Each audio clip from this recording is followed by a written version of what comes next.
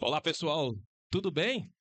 Bora para mais um podcast aqui do nosso CultCast, idealizado pela Secretaria Municipal de Cultura e Turismo e também com o apoio da Prefeitura de Cravinhos. Hoje eu estou com Tarsila Olivito, que é coordenadora do NAPEC, o Núcleo de Atendimento Pedagógico Especializado de Cravinhos. Tudo bem, Tarsila? Tudo bem. Tarsila, queria que você nos explicasse um pouquinho o que é o NAPEC e para que serve o NAPEC. O NAPEC é um núcleo de atendimento, né? A gente atende as crianças da rede municipal, de 1 ano e meio a 14, 15 anos, né? As crianças, então, da CMEI, da educação infantil, do fundamental. E a gente atende crianças com deficiência, com os mais diversos transtornos, com TEA, TDAH, transtorno de processamento, muitos transtornos, né? Deficiência visual, auditiva. Então, a gente está aí faz já 19 anos. O ano que vem a gente faz aniversário de 20 anos e a gente está com uma equipe aumentando cada dia mais. No NAPEC eu tenho uma fono, uma TO, a gente tem 2 psicólogos, tem a musicoterapia, educação física adaptada, atendimento psicopedagógico, e a gente faz avaliação das crianças, né, da rede municipal. Então, como funciona? As escolas mandam para a gente as crianças que são suspeitas de algum atraso no neurodesenvolvimento, alguma questão de atencional, suspeitas de diversas deficiências. Elas mandam, então eu tenho uma profissional que atende de 1 ano a 3 anos, que faz a avaliação psicopedagógica. Eu tenho uma neuropsicopedagoga que faz avaliação de 4 a 6 anos. E 6 anos até 13, 14 anos, além de coordenadora, eu também faço avaliação neuropsicológica. Então, o que a gente faz com essas avaliações e com essas crianças que chegam ao NAPEC? A gente passa por avaliação pelos profissionais, a gente faz relatórios, aplica testes, e aí, diante da nossa avaliação, a gente caminha, né, ou para o AED, que é direcionado para a escola, ou a gente caminha para os próprios profissionais no NAPEC, né, se for atendimento com a TO, com a fono, ou a gente também caminha para os profissionais da saúde. Então, se a gente tem suspeita que a criança tenha realmente algum tipo de transtorno, a gente caminha para o psiquiatra, para o neuro, para o otorrino, para psicologia, tá? Então, a gente faz um trabalho integrado com a saúde também, nessa questão de buscar, né, uma melhor avaliação, que essa criança, se tem um diagnóstico, seja diagnosticada. Aqui no município, assim, de Cravinhos, a gente é privilegiado, né? A gente tem apoio da prefeitura, da SEMEC, porque, assim, a gente é referência regional. Muitas cidades vêm conhecer o NAPEC, Pitangueiras, Serrana, Ribeirão, já veio também, vários municípios, para ver como funciona. Então, a gente faz todo o trabalho, a avaliação neuropsicológica, só nós que fazemos por enquanto pela rede, né? Que é gratuita. E as outras avaliações a gente faz também. E lá tem os atendimentos em grupo, individual. A gente agora tem a máquina de braille, a gente está atendendo crianças com deficiência visual, e com outras deficiências, né? As mais diversas. E você falou que é uma referência regional Sim, mesmo, né? sim. Você conhece outras cidades que trabalham dessa maneira? Porque realmente eu vejo muitas cidades vindo até Cravinhos Para para conhecer. conhecer, né? Então eu queria saber se você conhece outras cidades também que já implantaram esse atendimento nos seus municípios. Ainda não tem. Cravinhos é pioneiro, né, com essa equipe. Não tenho conhecimento. Pitangueiras, que veio esse ano agora, né, vai implantar o modelo, né, em Pitangueiras. A gente está em contato com elas para ajudar no que é necessário. E várias cidades vieram, né, fazer essa visita, mas ainda eu não tenho conhecimento nenhuma que tenha essa estrutura que a prefeitura tem, que a SEMEC tem. E de onde veio o seu interesse por trabalhar com esses alunos, essas crianças com deficiência? Ó, se na realidade eu posso falar, é meio longo. Pode Vou falar. resumir. Não, pode falar. Na realidade, eu não tinha, né? A gente se forma, eu me formei em psicologia, e aí a vida foi me levando para esse caminho, né? Aí eu comecei a trabalhar em Altinópolis, eu atendia crianças dentro de uma escola, e lá dentro dessa escola que eu atendia como psicóloga, eu tinha crianças com deficiência visual, deficiência intelectual, né? Que hoje é transtorno do desenvolvimento intelectual, crianças com deficiência auditiva, né? Então foi lá que eu comecei a trilhar esse caminho, né? Imagina eu que não sabia Libras, né? Aí eu tinha que chamar outra criança para me interpretar, para eu atender a criança. E aí eu comecei enveredar por essa área. E a vida foi me levando, fiquei alguns anos em Altinópolis, vim para Cavinhos, trabalhei um tempo no CRAS, aí passei no concurso, fui para a prefeitura e a dona Marli começou na gestão dela, ela chamou, né, porque estava toda aquela questão em 2007 da inclusão, né, de fazer um trabalho diferenciado, né, então ela chamou eu e mais uma psicopedagoga na época para começar o trabalho de triagem no município. E aí eu enveredei por esse caminho, estou aí até hoje, né? Era uma área de educação que era uma área que eu não esperava trabalhar, mas é uma área que eu comecei a gostar, eu amo o que eu faço.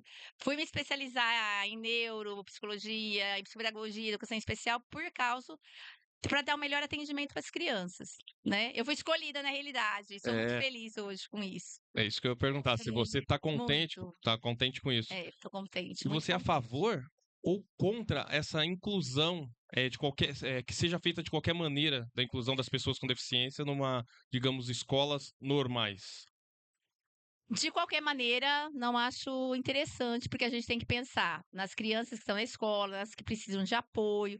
Então, com suporte, né, com apoio, a professora com apoio de um profissional, com um cuidador, o apoio do NAPEC, tem muitas mães também que levam para outros centros fazer o atendimento. Eu acho que é possível, sim, né, a gente trabalhar com essas crianças. O município dá um suporte muito bom. E o que eu acho, assim, no meu ponto de vista, eu acho só o período integral para essas crianças ficarem na escola ainda é um período muito longo, né? Então, muitas crianças a gente preferia que ficaria no período intermediário, né? Seria um período só, para estar tendo um melhor suporte, porque chega depois do almoço, elas estão muito cansadas, né? É uma série de estímulos, principalmente TEA. Tem muito estímulo de todo lado, vai chegando um momento que ele vai desregulando, vai tendo crise sensorial, porque ele não dá conta, né? É muito estímulo ao mesmo tempo. Então, eu sou a favor sim, mas tem que ser estudado cada caso a caso. Caso a Caso caso. a caso. Não dá para você pôr num, né, Num todo mundo vai grupo, fazer né, no e grupo e colocar. colocar sem suporte e sem você saber o nível de apoio que essa pessoa, que essa criança precisa. Ô, Tarsila, o que tem surgido muito são transtornos nos últimos anos, né? Muitos. Por quê? Ó, tem surgido muitos transtornos, principalmente a gente vê. Teve a época da dislexia, teve a época do TDAH, Isso. agora é TDAH e TEA. O Ideia. que que eu percebo? Antes essas crianças não iam para a escola, né? A partir do momento que foi obrigatório essas crianças estarem na escola, as mães começaram a ver os direitos, né, dessas crianças, começaram a trazer para a escola e para os atendimentos. Então, a gente está lá na PEC, por exemplo, laudadas, eu tenho 145 crianças. Fora daqueles que a gente não tem, a gente atende mais de 300 crianças por mês, fora do atendimento do AE, e a demanda, isso tem aumentado porque as pessoas têm cada dia mais buscando o diagnóstico precoce. Então, o que eu tenho visto muito? Do TEA, por exemplo, tem as questões genéticas, tem questões ambientais, tem questão de uso de drogação, né? Os pais tem a genética que é muito forte, quando a gente já tem na família, a gente tem uma proporção maior, né, para a gente ter o diagnóstico. Às vezes, remédios simples que a mãe usa durante a gravidez também Pode ocasionar. pode ocasionar. Eu estava vendo estudo agora que os pais também, né, que tudo é a mãe, né? Os pais que são mais velhos também, a criança pode nascer com TEA. É um risco também a mais, né? Mas dos TDAH, o que eu percebo muito também? Tem tido muito voltando ao autismo, é um espectro muito grande. Então, tudo cabe dentro do TEA, né? Tudo que é assim, diferente, é TEA, é TEA. E nem tudo é. A gente atende crianças que têm diagnóstico com 2 aninhos, 2 anos e meio, e a gente vê com um desenvolvimento que são crianças que têm outras dificuldades, mas não são TEA. E já vem com aquele rótulo, Sim. né? Então, isso a gente tem visto muito ao longo do tempo e tem orientado as mães também, né, a procurarem novas avaliações. Tem aqueles que são realmente, né, que a estimulação precoce eles melhoram muito, né, que a gente faz com os profissionais lá. Agora, TDAH, né, que está em moda também aí. O TDAH a gente tem que ter muito tato, porque hoje são muitas variáveis. São as variáveis ambientais, tem a questão de uso de telas, que o uso de telas é excessivo. Tem crianças de 3 aninhos, às vezes que a gente tem de 4, fica 6 a 8 horas. Tem criança, os maiores que eu tenho, tem criança que fica 10, 12 horas. Não querem mais ir para a escola. A escola não é atrativo. né? Porque lá você vê no TikTok, mesmo Instagram, vídeos de 1 minuto, meio minuto. A Curtos, gente né? mesmo, se você for ver, você vai vendo os vídeos, de repente você quer colocar, né? Porque você não tem mais paciência Exato. para. Então, isso sugere também. Mas por exemplo, um transtorno que vem, né, ele não nasce, né, não desenvolve como um adulto, é desde pequenininho, a criança já tem os Entendi. sinais. Só que o que tem atrapalhado muito também, e tem um erro, às vezes, do diagnóstico, porque a tela está atrapalhando muito também. Então, são crianças que não têm atenção, são desatentas. Para você ter uma ideia, foi feito um estudo também a respeito do TDAH, que antigamente as aulas tinham 50 minutos. Por quê? Foi feito um teste em grande escala nas escolas e foi observado na época que as crianças elas conseguiam permanecer atentas 50 minutos. Atualmente foi feito outro estudo e nem 10 a 15 minutos. Então, olha o nível de atenção como as Exatamente. telas são muito bom, né? Assim, é um recurso que a gente tem, que é uma ferramenta maravilhosa, mas para criança Tem que tem que ter muito cuidado. estimular de Isso, outro jeito. é de outros jeitos. E já que a gente tá entrando nesse tema de telas, né? Uhum, A Feira do Livro fala de rádio, fala de uhum. leitura Isso. com o livro físico. Eu queria saber, na sua opinião, o que um pai precisa fazer para falar para o filho? Não, você vai usar a tela só até tal horário? O que que para estimular mais mesmo, né? As pessoas ficarem com os familiares, lerem um livro, procurar brincar na rua, né? Como tinha Na minha antigamente, né? época, né, era muito assim, a gente brincava na rua. Hoje em dia, o que eu vejo? Os pais trabalham muito. Eu até entendo, né? Trabalham o dia todo, tem uma rotina exaustiva e acabam muitos chegam pra gente e falam: "Não, olha, eu faço isso mesmo, Tarsila, porque eu não tenho condições. Eu chego do trabalho, tenho que fazer as coisas". É uma forma da criança, né, ficar ocupada. Então, o que que eu sugiro? Ter rotina em casa, ter hora para as coisas, eh, hora de tela, 1 hora ao máximo, 2 no máximo para as crianças que são de 6, 7, 8 anos.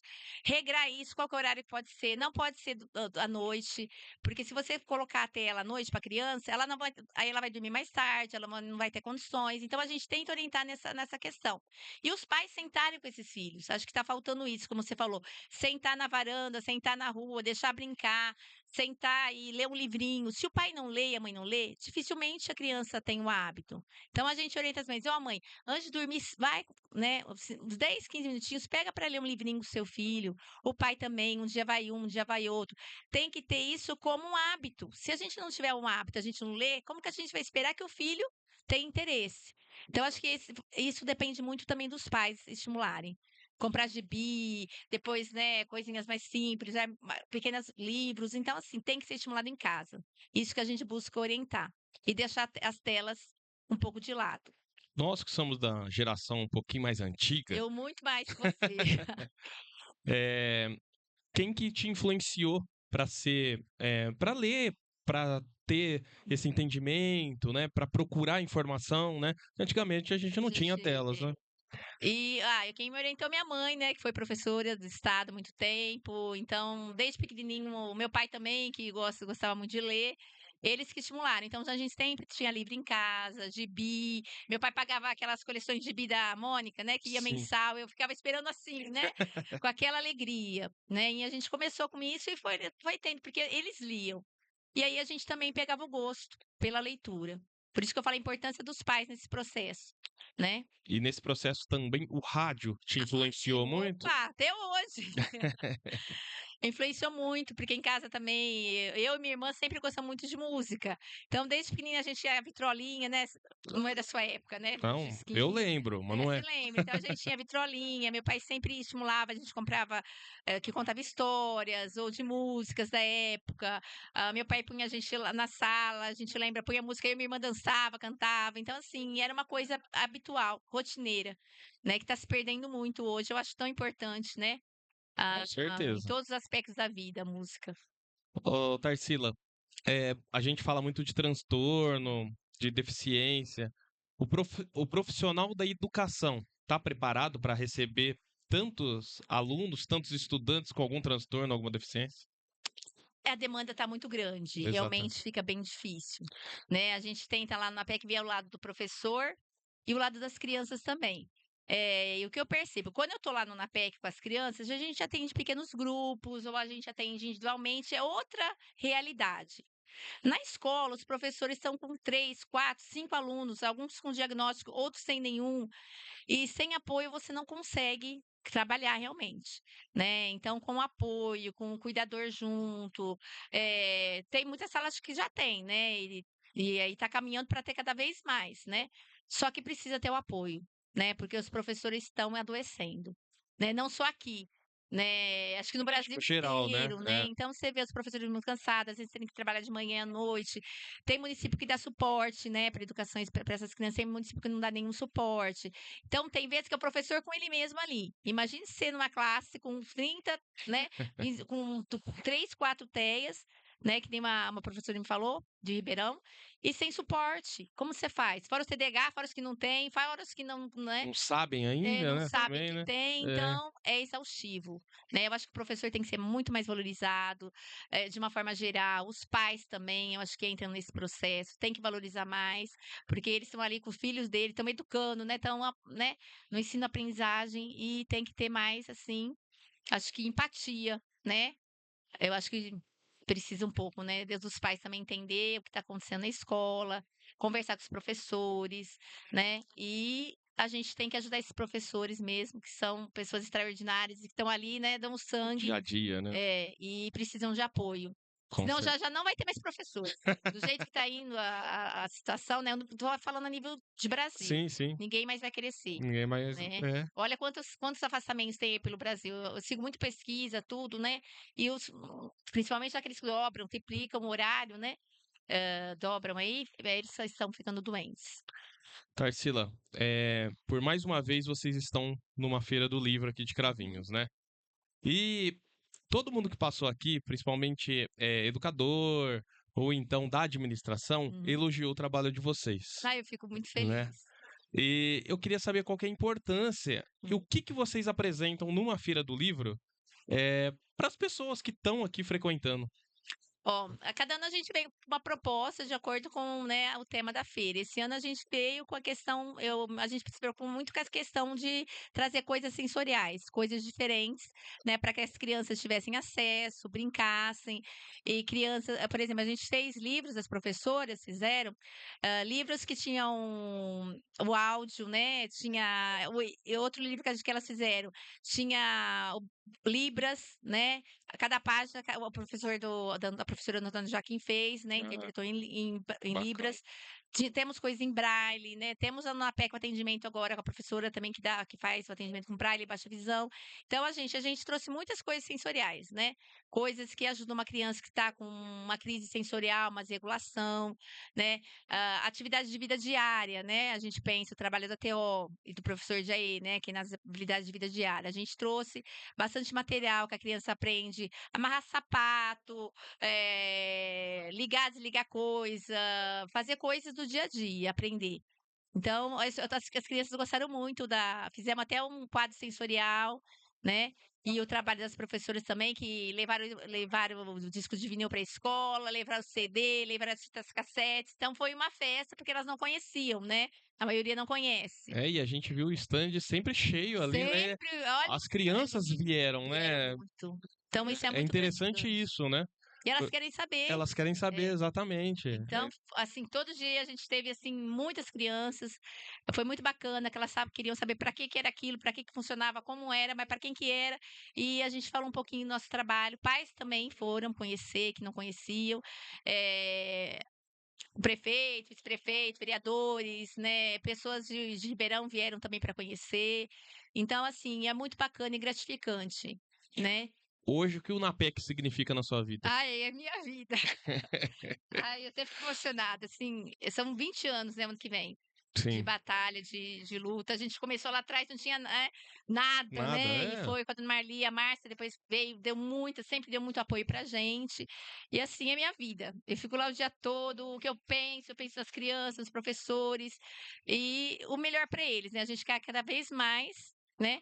Tá fazendo coisas para que eles evoluam, que eles estejam no caminho aí, de estar desenvolvendo. Então, é minha vida aquilo ali. Nem sei quando eu aposentar. Eu já tô até pensando, porque assim, eu gosto muito do que eu faço. Tarsila, a gente está chegando ao fim do nosso bate-papo aqui. Queria Aham. te agradecer. Eu agradeço vocês pelo espaço dado para o NAPEC também. A gente fica muito feliz. Ah, que bom. E pode contar sempre com Eu espaço sei. na comunicação aqui de Cravinhos que vocês vão ter. Queria só que você falasse aqui para o pessoal, para a população, deixasse uma mensagem, como que procura vocês, como que chega até vocês quem tem uma criança, né, ou um estudante com algum tipo de deficiência. Bom, boa tarde, pessoal. Assim, em relação ao NAPEC, É só isso. como vocês podem chegar? A gente atende crianças da rede municipal, desde a CME, Educação Infantil, Funde 1, Funde 2, mas são crianças da rede municipal, que a gente não dá conta de atender, né? Particular e o Estado. Então, vocês procurem as escolas, as professoras fazem o encaminhamento, levam até nós os encaminhamentos, tá? E a gente chama para fazer as avaliações. Vem a nós também, através de profissionais da saúde, a neuropsiquiatra, psicólogo, às vezes eles encaminham direto na PEC, o pai já leva o encaminhamento para a gente. A gente tem recebido encaminhamentos do HC, de psiquiatras de Ribeirão Preto, mesmo que já conhecem nosso trabalho e a gente está recebendo. Então, o e-mail é procurar a escola. Geralmente a escola também se vê assim que a criança precisa de alguma estimulação precoce, ela já manda para a gente, né? Mas elas primeiro chamam os pais para conversar. Então, quem precisar de algum apoio, alguma ajuda, procurem as escolas e peçam para as professoras fazerem um encaminhamento para a gente, tá? A gente está aqui para ajudar. Obrigado, Tarsila. Pessoal, a gente esteve aqui conversando com a Tarsila e vocês vão poder acompanhar no YouTube da Prefeitura Municipal de Cravinhos e também nas redes sociais. Valeu, pessoal. Bora pro próximo.